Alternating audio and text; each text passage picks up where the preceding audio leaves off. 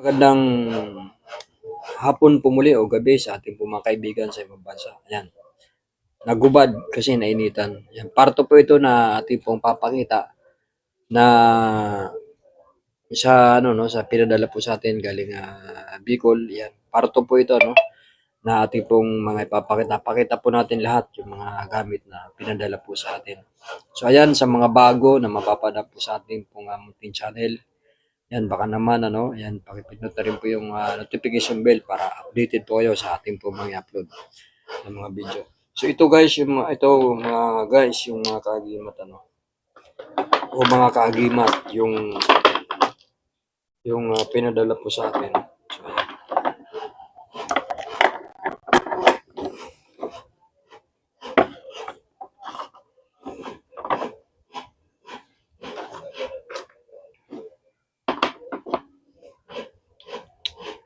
Ayan. Kunin ko muna rito sa harapan ko yung mga gamit para madali magpakita.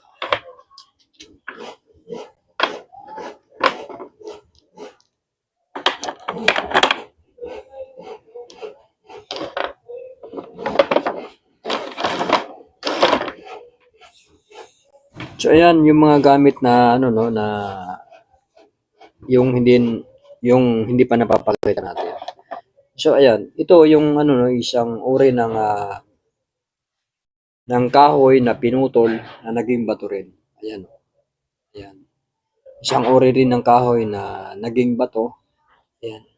Mainam din po ito na gamit katulad po ng nakaraan po nating upload yun. Sinabi ko, dinudurog po ito panglagay sa mga gamit. Pero mainam din po siya na gamitin sa ganito yung buo siya. Yan, panipas, ayan, pangubol, pandiskumonyon sa armas kasi isa po ito sa mga hinahalo sa mga gumagawa po ng mga pangkumbati na gamit. Kahoy na naging bato, ayan, napakaganda pong gamit.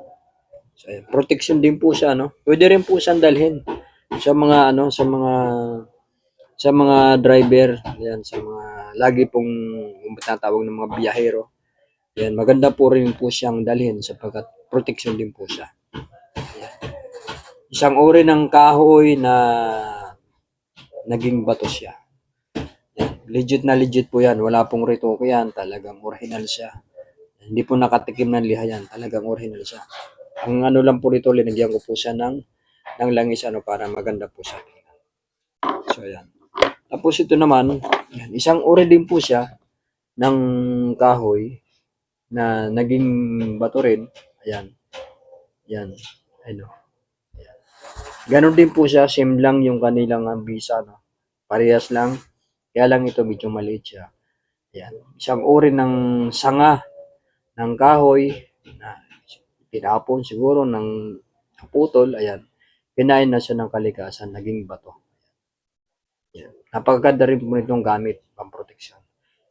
Sa mga naniniwala po sa mga ganito pong klase ng mga natawag na mga agimat o natawag na mga mutya. Mga singaw po ng kalikasan. So, ayan. Ang maganda lang po dyan kasi yung mga ganyan na yung mga mutya, sapagkat hindi na po siya dadasalan. Yan. Hindi po katulad ng mga ganito, na mga ganitong mga natawag na agimat, yung may mga orasyon, basta kung ano man ang gamit, basta may sangkap po na mga Latin, yan po ay dinadasalan yan. Yung mga ganito po mga klase ng mga agimat, ito po mga bato na naging mutya, wala na po siyang dasal. Hindi po siya obligasyon na dasalan.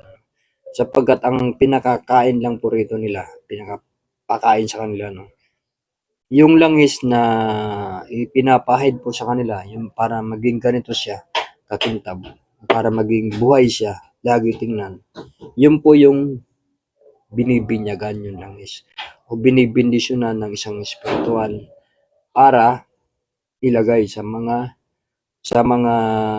natawag na ganito, mga tinatawag na ganito mga mutya.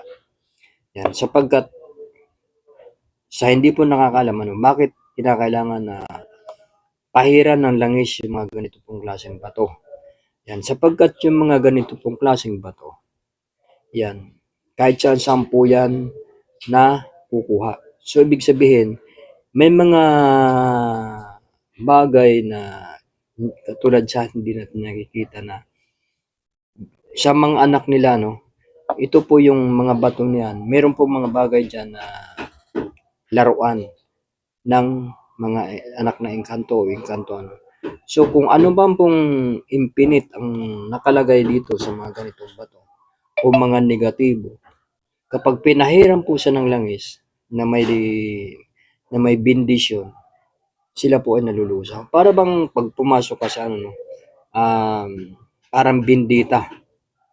Diba pag pumasok na simbahan, mayroong bindita doon sa may portahan ng simbahan. So, ganun din po ang langis, ano. Kapag yan po ay binindisyon ng isang spiritual, yan po ay nagiging bindita. So, kapag ganito mga klaseng mga bato, nalagyan po yan ng langis, kapag ipinahid po sa kanila, kung ano naman po ang mga negative na nakaloob sa kanila, yan po ay natatanggal. So, kaya po pinapahirap po ng langis yan. So, ayan. So, ito po yung iba, no, na yan, mga kahoy po ito na mga sanga ng kahoy. Ayan, mga sanga po siya ng kahoy na naging bato. Ayan. Ayan po. Ayan. Mga sanga ng kahoy din siya na naging bato. So, ayan. Maganda rin po siya, no? Parehas lang sila ng ano, mga, ito yung mga ganito. Pero parehas lang po ng bisa yan. Yung mga ganyan. Yan. Mga ganito. Yan, mga kahoy na naging bato. Mga sanga. Yan po yung tinatawag na mga sanga po ito ng kahoy na naging bato na siya, kinain na siya ng kalikasan. So matatawag po siya na agimat o anting-anting yung mga ganito. Yan, sapagkat bibihira lang po yan makukuha. No? Wala po nito nakukuha basta-basta sa mga sulok. Ito po yung nakukuha ito sa mga tinatawag na sa mga virgin forest pa po ito nakukuha. Talagang mga liblib na lugar yan, sa kabundukan. Yan. Ito talagang kaya po tayo nagkaroon ng ganito, ano. Sapagkat yung ating utol ngayon nasa Bicol, yan, doon po siya nang hunting ng mga ganito. Ito po mga mutya. So, bilang utol, ano, pinadalhan tayo ng mga gamit na nakuha niya. Ayan, kaya nagkaroon po tayo ng mga ganito. Ayan. Mismo, ano, kasi doon sa pinanghuntingan niya, talagang, bundok talaga kasi sinisin sa akin yung, sinisin sa akin yung picture truck na bundok na kanyang pinapasok doon para mang-hunting doon sa loob ng kagubatan. So, ayan, yung mga nakuha niya, binagyan niya tayo ng mga ibang mga gamit niya. So, magamit natin na pandipensya. So, ayan. Tapos itong iba, no, ayan, ayan, yung ito, corals din. Ayan, sinag-araw. Ayan, ayan. Coral siya, sinag-araw. Kailan nakakapagtaka, no? Sa bundok kinuha to, merong sinag-araw, corals. Kasi ang corals, nakukuha po yan sa mga baybayin ng karagatan. Yan. Naluluto siya sa alat ng dagat. Pero ito, nakuha sa bundok. Yan. Parehas yung pinakita ko po kanina, yung nakarang ko po vlog. No? Ito naman kakaiba kasi siya ay bilog. Bilog siya. So, ayan. Coral siya. No? Mainam din po itong gamit. Pang silaw, lalo na po sa kabundukan. Ano? Nasisilaw po yung mga engkanto nito kapag mayroong kapuntangan sa pampalubag loob. Kapag ang tao po galit na galit, mayroong kapuntangan nito. Sila po ay lumulubag ang kanilang kalooban. So hindi lang po sinukuan na hindi lang sinukuan na tinatawag na pampalubag loob. Mayroon din po bato na pampalubag loob sa tao. Yung sinag araw. Ayan. So ito naman yung yung iba. Yung iba naman, ito yung pinadala. Ayan, mga natawag na sinag-araw din, Ayan, sinag-araw yung ibang tawag dito. Ayan, yung ibang pinadala. Ayan, meron pa nga maliit, sinag-araw din. So, ang tawag po nila rito, sinag-araw. Yung ganito pong klase, Yung, ayan, Pero nakuha po kasi ito sa bundok. So hindi naman siya corals. Ayun, no?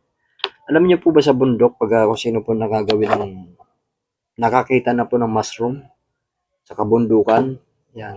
Ganito po ang itsura po ng mushroom sa bundok, lalo na po sa mga ilalim po ng kasagingan, nakukuha po yung mga mushroom, ano. So ayan, tawag po kasi sa amin yan, ano, ulaping ang tawag yan, pero ang mas kilala po rito sa syudad, mushroom ang tawag.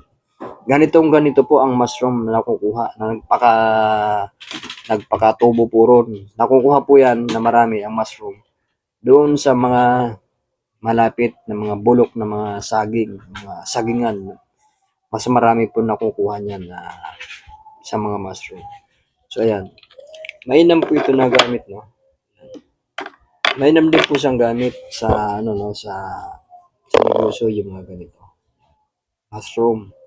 Yan. Binabalot po ito sa tila, no, sa tila na pula. Tapos isinasabit po sa may mga negosyo, sa mga tindahan, yung ganito. Yan. Isa rin po ito sa mga panghalina sa customer, yung ganito.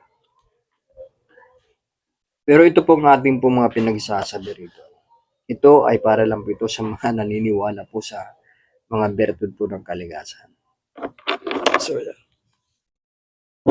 So, ito naman, ano, ayan, pinadala rin po sa atin. Ayan. Tagusan siya. Katulad po ng pinakita ko po ng nakaraang ko pong upload, yung part 1. Ayan.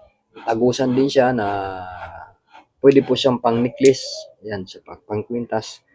Ayan, tagusan siya. Gamit din po yan, ano, sa pang-applyan, sa trabaho para makatago siya doon sa interview. Tapos sa mga lakaran, makakarating ka po sa ano, no, sa iyong paroroonan na wala pong disgrasya, na wala pong magiging balakid sa kalsadahan. So ayan, mainam po siyang tanganin, ano, sa mga nag-apply ng trabaho at saka sa mga lagi pong nagbibiyahe yung mga ganito. Ayan, mainam po siya na gamitin. Ayan. Napakaganda pong gamit. So ito naman, ayan. Meron pa rito, ano, meron pa ritong gamit na isa. Ayan. Ano siya? Tipay. Yan. Kinain na rin po siya ng kalikasan. Isang uri ng siel na naging bato. Ayan. Naging bato na siya. So, ayan. Ano talaga siya, no? Yung kanyang pagka-seal niya, no? Naging bato na siya. Ayan. Ayan. Sinuri natin to, tinignan natin. Talagang ano siya, naging mutya na. Ayan. Ayan. Tipay na naging bato. Ayan. Napakaganda rin pong gamit. Ayan. Ganon din po ang ano nito, no, sa kabal. Yan, kunat ng balat, laman, tigas ng buto. Gamit din po ito, no, sa mga biyahero. Yan, pang baluti sa katawan, proteksyon, yung mga ganito. Lalong-lalo na, no, hindi lang po yan, sa mga biyahero, sa mga sakyan. Yan, napakainam din po ito mga tanganin, yung mga ganito, yung mga kabibi na naging bato. Yan, napakainam po niyang tanganin ng hindi lang po mga driver, ano, hindi lang mga four wheels o basta mga ganun, no. Hindi lang po pansakyan, mainam din po siya tanganin sa mga nagmomotor, mga rider. Sapagkat alam niyo naman ho ang motor, di ba? Two-lane lang yan, two wheels lang siya. So delikado. Yan. Mas mainam na tawag na mas mainam yung meron kang proteksyon sa iyong katawan, lalo na sa mga rider, ano. Yan. Kasi ito pangkabal. Yan. Kunat ng balat, kunat ng laman, tibay ng buto. So magkaroon man ng disgrasya, may baluti ang iyong katawan, may proteksyon na hindi ka gaano mapinsala. Yan. Mga kabibi na naging bato. Natawag na agimat o anting-anting sa mga naniniwala lang naman po yan. So, yan. Mga singaw po ng kalikasan yan.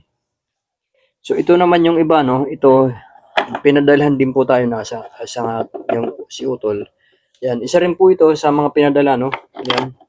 Isang uri din po siya ng kahoy na pinutol na naging bato. Yan, mga kasamahan po nito. Yan, mga kasamahan nito, no. Hindi lang natin nakakita kanina. Yan. Mga kasamahan po nito ng mga kahoy na naging bato. Yung mga sanga, mga sanga ng kahoy na naging bato, ayan, nailaliman lang siya. So, ayan. Pero parehas lang po yan, ano, mga sanga ng kahoy na naging bato. Na pamproteksyon din po sa sarili, sa mga naniniwala. Tapos pinadalhan po tayo ng tatlong klase na natawag na mutya ng linta. Ayan o, tatlong piraso. Ayan. Natawag na mutya na linta. Ayan. Ito, kulay puti. Ito parang siyang gray. Ito parang brown o parang gatas. Ayan siya. Naano lang po kasi ng ilaw, ano, ilaw ng cellphone. Kaya ganito po nag-ano. Pero ang kagandahan lang po ito na parang biyak siya. Oh. Ayan, pakita ko po sa inyo. Parang siyang biyak. Ayan. Tatlong piraso na mutya ng linta na pinadala sa atin. So, yung gamit naman nito, ano, kung sa hindi po nakakalam, yan. Ang gamit po ng linta, no, yan. Mainam po ito sa negosyo rin, tsaka mainam din po siya sa proteksyon. Yung ganitong natawag na mutya po ng linta. Yan. Sapagat ang linta, no, hindi, kasi pag sinabi natin na linta, ang kulay niya kulay itim. Yan. Pero hindi lang po yan itim ang linta. Meron din po siyang ibang kulay. Ayun. Katulad po sa mga ganito. Hindi lang po yung ganito. Kasi pumapasok po sa isip natin pag sinabi linta, kulay itim. Tulad po nito. Hindi lang po ganito na mutya ng linta na itim. Meron din po mga linta na ganito po ang kulay. So, ayan. Mga gamit na pamproteksyon din po ito, no? Gamit sa mga ganito. Ito mga natawag na mutya ng linta. Proteksyon din po ito sa sarili, ano? Tapos, sa kabal, meron din siya. Yan. Magagamit din po siya na tatawag na baluti sa katawan. Yan. Sa kabal, ganun din. Ganun din po sa mga kabibi. Protection din siya sa katawan. So, sa mga disgrasya, yan, mainam to. Saka sa mga tindahan. Pangdepensa. Yan, sabi nga. Yan. Tapos, pero dalhan din tayo ng ito. Ayan. Ito naman, oh. Ayan, oh. Ito, ayan, tumatayo siya. Ayan, oh, tumatayo po siya. Para siyang pututoy. Ayan. Pero ang ano siya, no?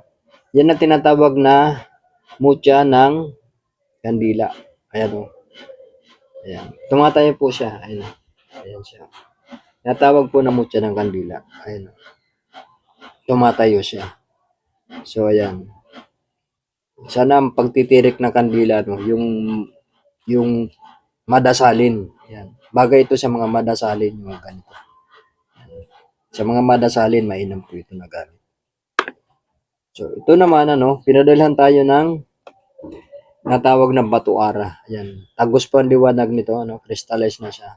Pagka ito po, inanom po ng ilaw, tagos yung ano niya, yung kanyang sinag. Batuara, na pinadala rin po sa atin. Tapos ito, isa ito sa mga pinadala niya. Ayun, yan, isang uri ng bato na pinasok na po ng kalikasan, alupihan. Ayun. Alupihan siya. Yan. Pinasok na rin po siya ng kalikasan. Yan. Isang uri ng bato na pinasok ng kalikasan, alupihan. Yan. Talaga napakaganda rin po ito. Protection din po ito. Yan.